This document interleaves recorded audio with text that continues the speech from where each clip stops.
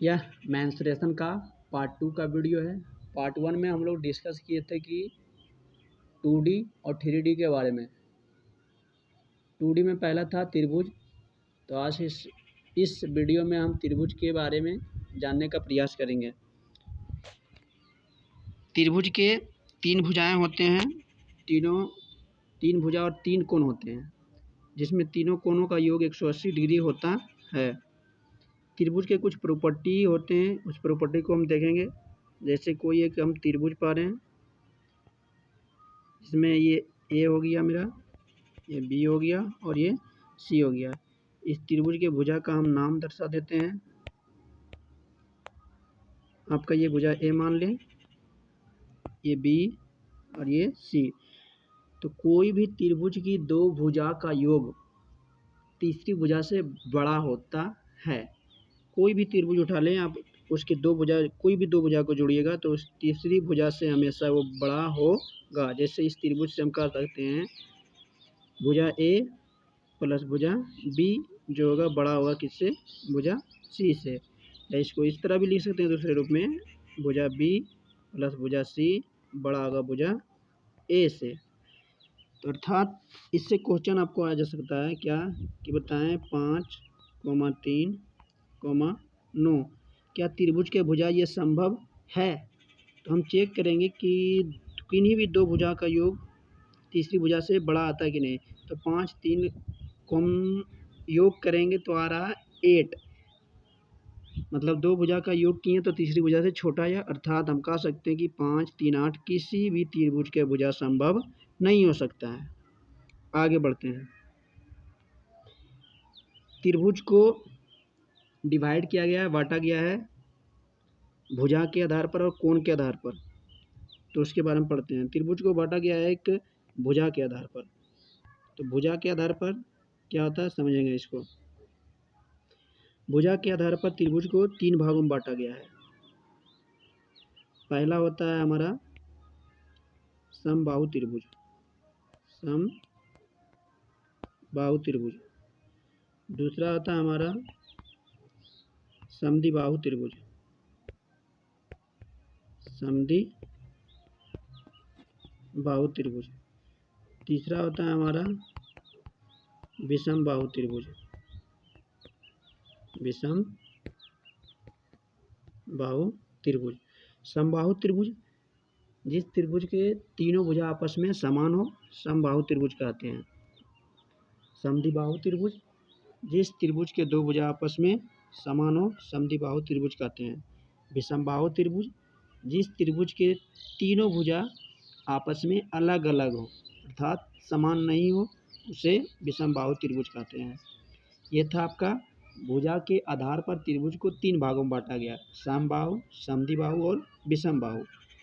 अब हम देखते हैं कि त्रिभुज को कोण के आधार पर कितने भागों में बांटा गया है। तो त्रिभुज के कोण के आधार पर 3 भागों में इसको भी बांटा गया है। पहला है न्यून कोण, पहला हो गया आपका न्यून कोण। दूसरा है समकोण, दूसरा है आपका समकोण। और तीसरा है अधिक कोण, अधिक कोण। तीसरा है आपका क्या कोण, अधिक कोण। न्यून कोण जो 0 डिग्री से बड़ा और 90 डिग्री से छोटा है, न्यून कोण कहलाता है। अधिक कोण जो 90 डिग्री से बड़ा और 180 डिग्री से छोटा है, अधिक कोण कहते हैं। समकोण जिस त्रिभुज का एक कोण 90 डिग्री हो, समकोण कहते हैं। इससे आगे बढ़ते हुए अब चलते हैं त्रिभुज के बारे में और जानने के लिए। त्रिभुज में जैसे कोई एक त्रिभुज है, इसका नाम दे सकते हैं ए बी सी, भुजा भी दे सकते हैं ए भुजा, बी भुजा और सी भुजा। यहाँ से देखिए आप इस त्रिभुज में क्या पूछ सकता है। पहला पूछा जा सकता है परिमाप। परिमाप होता है, इस परिमाप हम उस त्रिभुज का निकाल सकते हैं जिस त्रिभुज का तीनों भुजा पता हो, तो इस त्रिभुज का परिमाप हो जाएगा आपका तीनों भुजा का योग, अर्थात ए प्लस बी प्लस सी। इसी में आता है आपका एक अर्ध परिमाप। कौन परिमाप? अर्ध परिमाप। अर्ध परिमाप, अर्ध परिमाप कुछ नहीं होता है, इसको हो जाएगा परिमाप के आधा। तो परिमाप है आपका ए प्लस बी प्लस सी, अब बटा हो जाएगा 2। यहाँ एक बात याद रखना है कि अर्ध परिमाप को एस से सूचित करते हैं, अब परिमाप को पी से सूचित करते हैं। इसके आगे अब बढ़ते हैं, जो वेरी इंपॉर्टेंट होने जा रहा है। कोई भी जैसे त्रिभुज है, ये त्रिभुज आपका ये हो गया ए बी सी, भुजा मान सकते हैं ए बी और सी। जब त्रिभुज के तीनों भुजा पता हो तो इसका हम क्षेत्रफल लिखते हैं। क्षेत्रफल कैसे निकालते हैं तो इसको सीखने जा रहे हैं अब। त्रिभुज का क्षेत्रफल निकालने की 3 विधि होती है। कौन कौन? तो पहला होता है, क्षेत्रफल को हम लोग डिनोट करते हैं ए से, एरिया बोलते हैं। तो इस त्रिभुज का क्षेत्रफल हो जाएगा आपका S minus A S minus B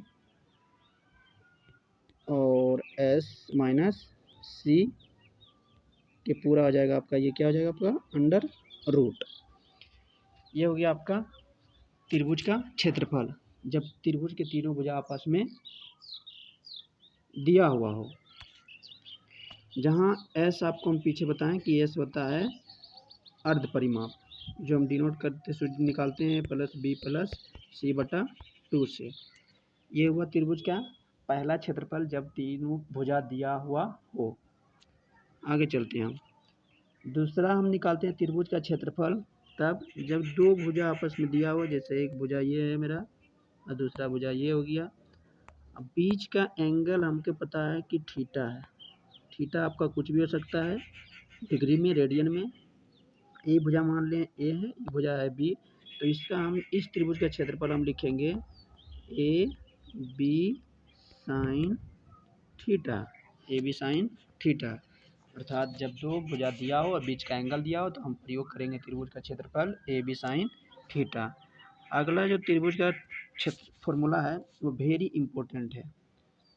area बराबर जो होता है सभी को जानते होंगे, a/2 गुने आधार गुने ऊंचाई, जिसको आधार से सूचित करते हैं b और ऊंचाई को करते हैं h। ये बहुत ही इम्पोर्टेंट फॉर्मूला है। इस फॉर्मूला को समझिएगा चित्र के द्वारा। क्या होता है, जैसे कोई एक त्रिभुज है, एक त्रिभुज मान लिया। त्रिभुज में हम नाम दे दिए ए बी और सी। अब इस त्रिभुज में हमको नहीं पता चल रहा कि आधार कौन है और भुजा कौन है, आधार कौन है और ऊंचाई कौन है। तो ऐसे त्रिभुज में हम कोई भी कोण से या कोई भी त्रिभुज के शीर्ष से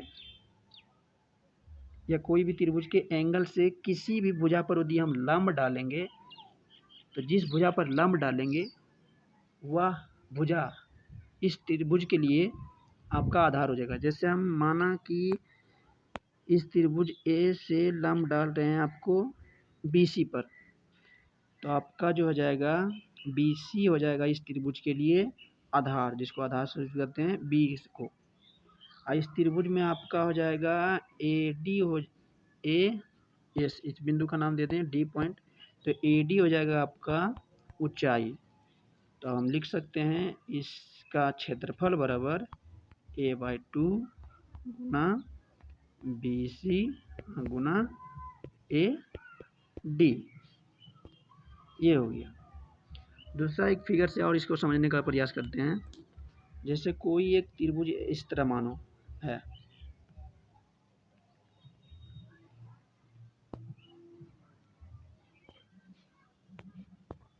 इस तरह त्रिभुज है। अब इसका नाम दे दिया गया है ए, इसका नाम दे दिया गया है बी और इसका नाम दे दिया गया है सी। अब यहाँ से हम देखिए इस त्रिभुज से हम कोण बी से लंब डाल रहे हैं AC पर। तो हम बताए थे जिस भी कोण से जिस भुजा पर लंब डाला जाता है वह भुजा हमारा हो जाता है उस त्रिभुज का आधार हो जाता है। उस त्रिभुज का क्या हो जाता है? आधार। तो हमारा AC जो हो गया इस त्रिभुज का आधार हो गया, और आधार सूचित करते हैं B से। इस पॉइंट का नाम दे दो, जहाँ लंब डालें इसका नाम दे दो D। तो इस त्रिभुज में BD, कौन D? BD आपका हो गया ऊंचाई। तो इस त्रिभुज से हम लिख सकते हैं इसका एरिया बराबर 1/2 गुना BD गुना AC। इधर जगह नहीं, इधर लिखते हैं थोड़ा। BD गुना क्या हो जाएगा आपका? BD गुना AC हो जाएगा। ये कुछ इम्पोर्टेंट त्रिभुज के बारे में था। इसके आगे नेक्स्ट वीडियो में सीखेंगे।